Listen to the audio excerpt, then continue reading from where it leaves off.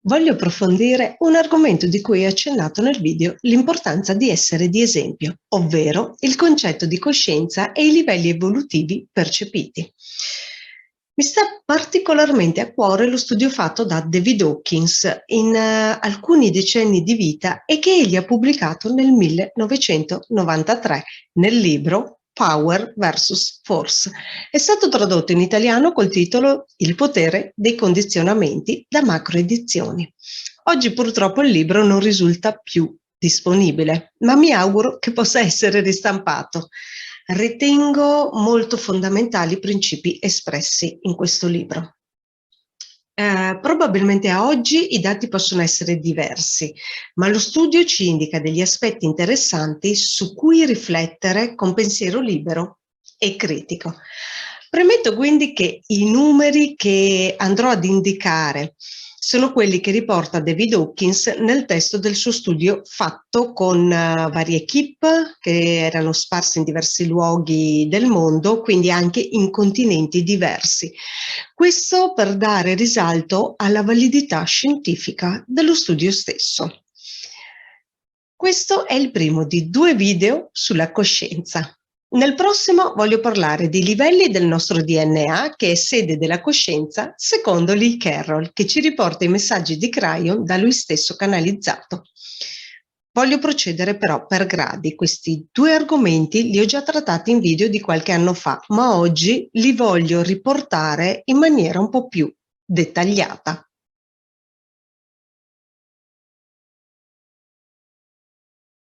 Iniziamo con una domanda che molti si pongono oggi e che altri ovviamente prima di noi si sono posti, ovvero l'ego esiste o è un'invenzione?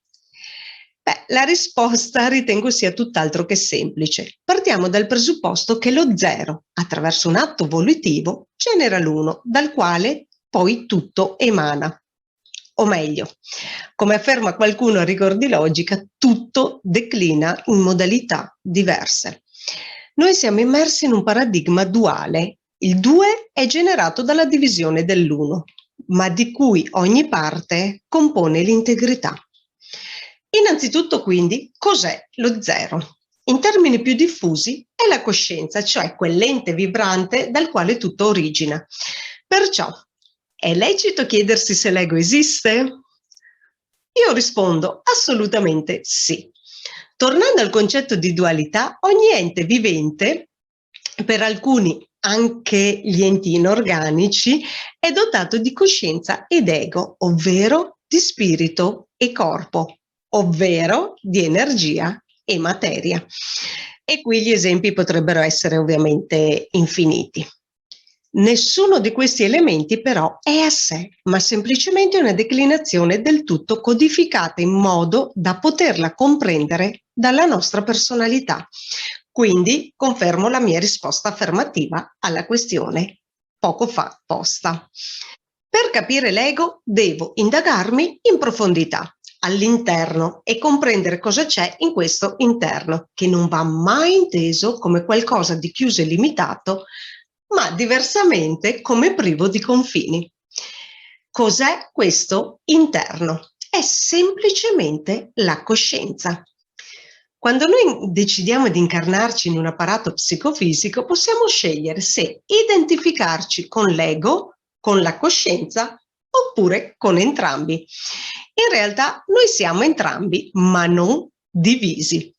Noi definiamo ego o coscienza la stessa entità, dipende solamente dalla percezione che abbiamo in quel momento e soprattutto a quale aspetto diamo attenzione.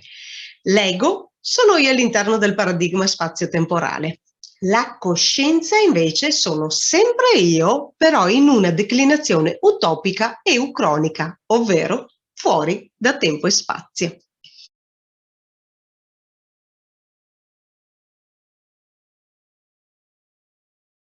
L'identificazione con una macchina biologica, ovvero l'insieme dei nostri 3 corpi, fisico, emotivo e mentale, induce a sviluppare dei bisogni che appartengono però alla parte egoica e che sono assolutamente percepiti reali dal nostro apparato sensoriale. Comprenderemo meglio questo aspetto tra un po'. analizzando ogni livello di coscienza dettagliatamente e individualmente. La coscienza può essere considerata un cosiddetto database atavico, giusto per utilizzare insomma un termine diffuso oggi, a cui ognuno può accedere e che sa perfettamente la risposta corretta per ognuno di noi per qualsiasi domanda noi rivolgiamo. È quindi uno strumento che sa tutto. Possiamo accedere a questo database in molteplici maniere e il test kinesiologico è una di queste modalità. Test kinesiologico proprio utilizzato da David Hawkins per il suo studio sui livelli di coscienza. La kinesiologia infatti dimostra come il nostro corpo acceda a questo database universale a nostra insaputa. Il corpo fisico, le emozioni e il cervello in realtà sanno più cose di quello che noi siamo convinti di sapere. Semplicemente ne ignoriamo l'esistenza. La kinesiologia ha rivelato come mente e corpo siano simbiotici, o meglio, siano proprio un'unica entità. Questo database è a disposizione di tutti e rappresenta la dimensione della cosiddetta genialità. Essere parte della razza umana significa poter accedere a questa genialità solo in virtù del fatto che siamo nati tali. La conoscenza innalza i livelli di coscienza, perciò alla base sta il conoscere che esistono le cose. Per inciso, cosa significa che esiste? Conoscere infatti significa sperimentare ed è ciò che influenza la nostra evoluzione, ovvero l'evoluzione umana. Vivere all'interno della macchina biologica significa identificare i codici mentali con la realtà. Accedere a questo database atavico è di certo più semplice di quanto possiamo pensare, a patto però di voler entrare in un nuovo paradigma di comprensione e sapienza. Farlo prevede la prerogativa di aver compreso il vecchio paradigma che ha 4 aspetti ben precisi. 1. La mancanza di differenziazione tra oggettivo e soggettivo. 2. L'ignoranza delle limitazioni contestuali di motivazione e di terminologia. 3. Ignorare l'esistenza della coscienza. E 4. L'incomprensione della causalità. Una volta che noi abbiamo compreso tutto questo, ogni aspetto dell'esistenza diviene sia utile sia in equilibrio. Una frase particolarmente consona a questo è: ogni segreto è svelato se sappiamo dove e come guardare, che ci indica di modificare e ampliare la nostra prospettiva. Nell'universo ogni elemento è collegato a tutti gli altri, quindi oggettivo e soggettivo corrispondono. L'unificazione dei due concetti trascende il tempo, ossia ciò che ostacola la nostra comprensione. Tutto questo ci conduce a un aspetto significativo e fondamentale per la nostra esistenza, ovvero gli organismi viventi, quindi nessuno escluso, reagiscono a ogni stimolo vitale o nocivo secondo quel meccanismo perfetto che è definito come sopravvivenza. Reagiscono alla cosiddetta legge di adattamento. Questo altro non è che il collegamento alla coscienza universale attraverso i codici inconsci e al DNA, che è sede dei registri akashici. Conoscere queste caratteristiche permette a ognuno di sviluppare il libero arbitrio, ovvero il fenomeno che manifesta un'evoluzione coscienziale ed esistenziale. In effetti esiste un cosiddetto punto critico, ovvero è sufficiente un input minimo per generare un'enorme modifica. Perciò agisci se vuoi cambiare qualcosa. È quello che ha dimostrato anche l'esperimento di Lorenz, ovvero il battito di ali di una farfalla può provocare cambiamenti rivoluzionari dall'altra parte del globo. Ancora una volta comprendiamo come tutto sia un unico legame. Procedo ora con la trattazione sullo studio di David Hawkins, tratto sempre dal suo libro.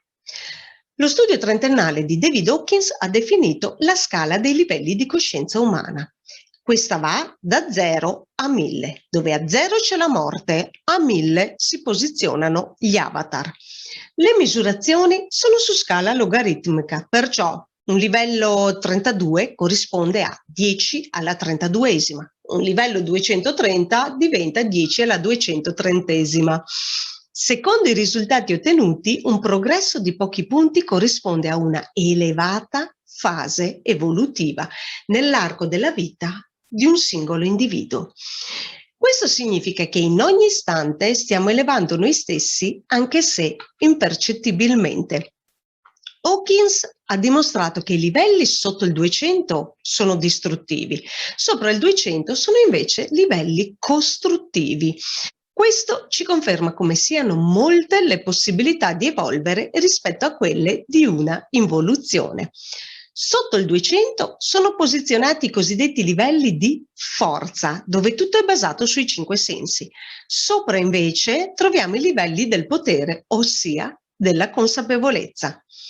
Iniziamo anche a comprendere come spesso utilizziamo le parole in modo errato. Potere è relativo alla consapevolezza e non si rifà di certo a concetti di dominio esteriore. Ogni persona può agire a livelli diversi nei vari settori della vita. Il suo livello è dato dalla media di tutti i livelli. Mi spiego meglio. Nel lavoro posso aver raggiunto un determinato livello, che è diverso da quello delle relazioni di coppia e diverso ancora da quello del rapporto, per esempio, con la natura. Questo ci indica il perché a volte ci troviamo di fronte a persone per le quali alcuni aspetti vanno in una direzione e altri invece in direzioni diverse. Però consideriamo sempre che questo accade a ognuno di noi. Conoscere questi livelli ci aiuta a comprendere soprattutto noi stessi.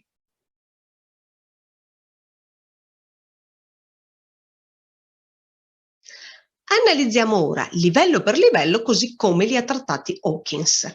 Ricordo ancora una volta che i dati e le spiegazioni sono riferiti all'anno 1993, ma come sempre precedentemente detto, ci forniscono delle indicazioni di base molto interessanti.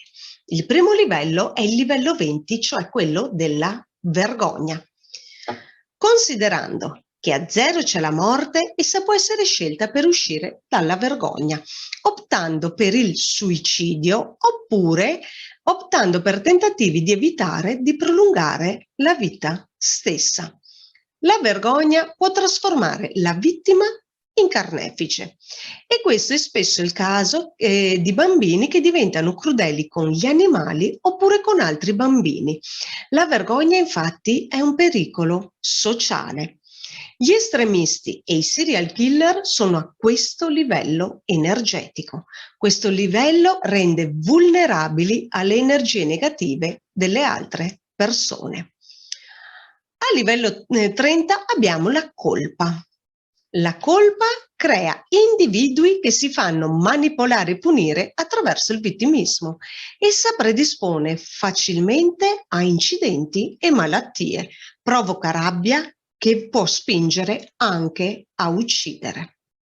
Abbiamo poi il livello 50 che è quello dell'apatia. Le persone qui dipendono completamente dagli altri, sono prive di energia e dei mezzi per trovarle. A questo livello si trovano senza tetto ed emarginati. In loro infatti c'è una totale mancanza di speranza. Segue il livello 75 dell'angoscia. Qui le persone sono depresse. Si tratta del livello di lutto e rimorso, intesi sia come senso classico dei termini, sia come senso simbolico. Infatti c'è un forte attaccamento al passato. Gli individui sono dei perdenti cronici e accettano fallimento e impossibilità di recuperare ciò che è stato perso o ciò che questo rappresentava. Abbiamo poi il livello 100 che è quello della paura. La paura fa scatenare reazioni di un certo tipo, ovvero da un certo punto di vista può essere positiva in quanto induce all'azione. Chi ha paura vede il mondo come una continua minaccia. A questo livello di coscienza si cerca spesso un leader che è riuscito a vincerla. La paura limita però la crescita. personale. Abbiamo poi il livello 125, ovvero quello del desiderio. Il desiderio è ricerca di un obiettivo, perciò può essere anche il trampolino di lancio verso i livelli superiori. Di contro è anche il livello però delle dipendenze. La continua insoddisfazione porta infatti a volere sempre di più.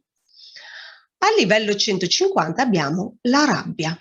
La rabbia è la miccia che innesca comportamenti costruttivi oppure distruttivi. Può portare dalla repressione alla libertà oppure può sfociare in vendetta e risentimento. È un livello molto particolare poiché induce a esprimere la dualità che siamo in questo paradigma. Abbiamo poi il livello 175, ovvero il livello dell'orgoglio. A questo livello aspira la maggior parte della popolazione, in quanto le persone si percepiscono positivamente, ma questo è solo in relazione ai livelli inferiori, in quanto è uno stato legato alle condizioni esterne. L'orgoglio nega le emozioni e impedisce di liberarsi dalle dipendenze. Fino a questo livello c'è pura sopravvivenza e una capacità lavorativa priva di specializzazione. Passiamo quindi al livello 200. Da questo punto si iniziano i percorsi costruttivi. E infatti è il livello del passaggio dalla forza al potere. Le energie che si prendono e che si cedono sono in equilibrio. Arrivano i risultati in seguito a esplorazione e a esperienza. Si pone attenzione alle opportunità e le difficoltà dei livelli inferiori si percepiscono invece come stimoli evolutivi. L'autostima si potenzia e l'egoismo si trasforma in altruismo. Attività caratteristiche di questo livello sono per esempio il lavoro specializzato, il lavoro manuale, il commercio, la vendita e l'industria. A seguire c'è il livello 250, quello della neutralità. E questo è il livello della fiducia in se stessi, dell'amore per la libertà e si è emotivamente stabili. Si abbandonano quindi le dicotomie giudicanti e la flessibilità è una caratteristica molto importante. Si esce dal giudizio e dal controllo altrui, iniziando quindi a consapevolizzarsi di se stessi. Iniziano le soddisfazioni significative nel lavoro, poiché lo si sceglie. Abbiamo poi il livello 3 e 10, che è quello della buona volontà. È il livello del successo, della crescita rapida, della propensione evolutiva. Qui le persone sono amichevoli, utili alla società perché si pongono al servizio e capiscono come correggersi. E lo fanno. Sono propense quindi anche all'apprendimento.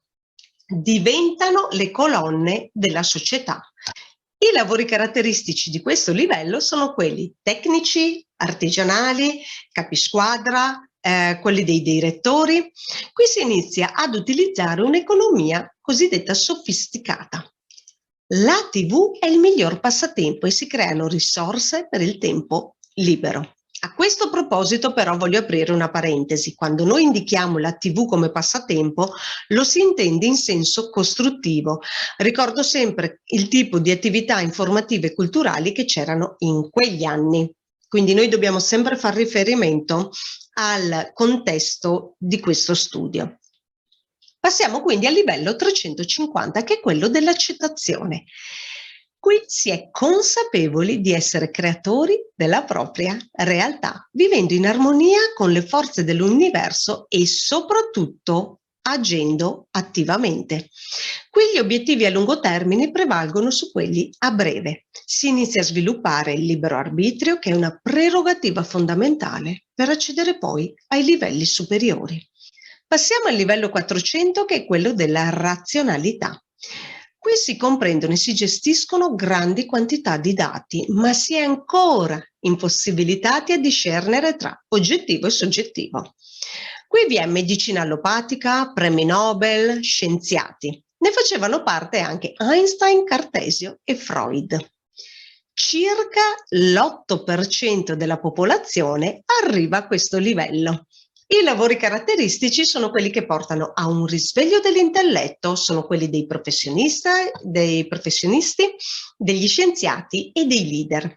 C'è anche un forte interesse per la cultura, per la creatività e per la comunicazione.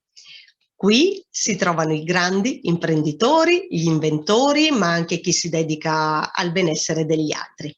Ma c'è ancora una visione newtoniana dell'universo, ovvero che sia limitato. A livello 500 c'è il livello dell'amore. Questo è lo stato che ispira gli altri e realizza grandi imprese. Parlo ovviamente dell'amore incondizionato. Questo è anche il livello della felicità. Qui circa il 4% della popolazione accede. I lavori caratteristici di questo livello prevedono un balzo importante rispetto agli altri livelli. Qui infatti ha sede l'eccellenza di tutte le attività umane.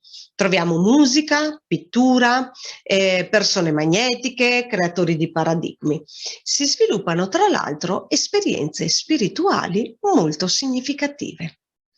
Abbiamo poi a livello 540 quello della gioia. È il livello della guarigione e della spiritualità. Infatti i santi e i guaritori li troviamo qui. Le persone sono particolarmente magnetiche e compassionevoli. Le regole sono sincronicità e perfezione del tutto. È qui che iniziano ad accadere i miracoli. Vi accede lo 0,4% della popolazione. Segue il livello 600 che è quello della pace e che è un livello molto raro. Sembra che al momento della pubblicazione dello studio fossero solamente 12 le persone al mondo a questo livello. È qui che sparisce la distinzione tra oggettivo e soggettivo. È infatti il livello dei cosiddetti maestri spirituali e dei geni che contribuiscono a migliorare l'umanità. Qui si ha una percezione rallentata del tempo e una mente silenziosa. Osservatore e osservato coincidono. Abbiamo quindi il livello 700.000 che è detto quello di illuminazione. È il livello dei fondatori di movimenti spirituali e di coloro che si sono identificati col divino. Nel tempo essi sono coloro che influenzano tutta l'umanità e quindi è il livello dei cosiddetti avatar come Gesù, Buddha e Krishna. Quando Hawkins descrive i lavori caratteristici dei livelli si rifà a quelli di quel periodo. Ovviamente oggi ce ne sono molti altri, alcuni potrebbero anche aver cambiato livello, ma come detto precedentemente stiamo parlando di uno studio pubblicato quasi 30 anni fa.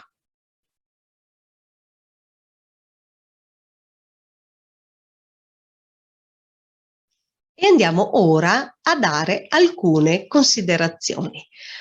Fornisco quindi qualche dato importante che ci aiuta a comprendere la spinta all'evoluzione che si è verificata negli ultimi decenni e che oggi è in netta fase di accelerazione. Circa l'85% della popolazione mondiale è sotto il livello 200, ma la media è di 204, quindi è in una fase costruttiva. Per molti secoli il livello è rimasto invariato a 190 per fare un balzo importante alla fine degli anni 80 grazie alla convergenza armonica verificatasi proprio in quel periodo. Rimanere per lunghi periodi sotto il livello 200 significa scendere sempre più a un livello generale di distruzione umanitaria. L'evoluzione umana è in lenta crescita. Il livello di energia medio è di 5 punti ogni vita. Grazie a un'enorme forza di volontà, però possiamo arrivare a centinaia di punti. Circa il 2,6% della popolazione ha una polarità però anormale, cioè si rafforza attraverso le negatività. Sembra anche che questa parte di popolazione sia la causa del 72% dei problemi sociali. Ancora una volta scopriamo che i pochi possono influenzare i molti. Dobbiamo potenziare però l'inversione di tendenza. Come influenziamo gli altri? Adesso ne do una risposta. Un individuo di livello 200 controbilancia 90.000 individui di livello inferiore a 200. Un individuo di livello 400 controbilancia 400.000 individui di livello inferiore a 200. Un individuo di livello 500 controbilancia 750 individui di livello inferiore a 200. Un individuo di livello 600 controbilancia 10 milioni di individui di livello inferiore a 200. Un individuo di livello 700 controbilancia 70 milioni di individui di livello inferiore a 200. Un individuo di livello 1000 o 12 di livello 700 controbilanciano tutta l'umanità.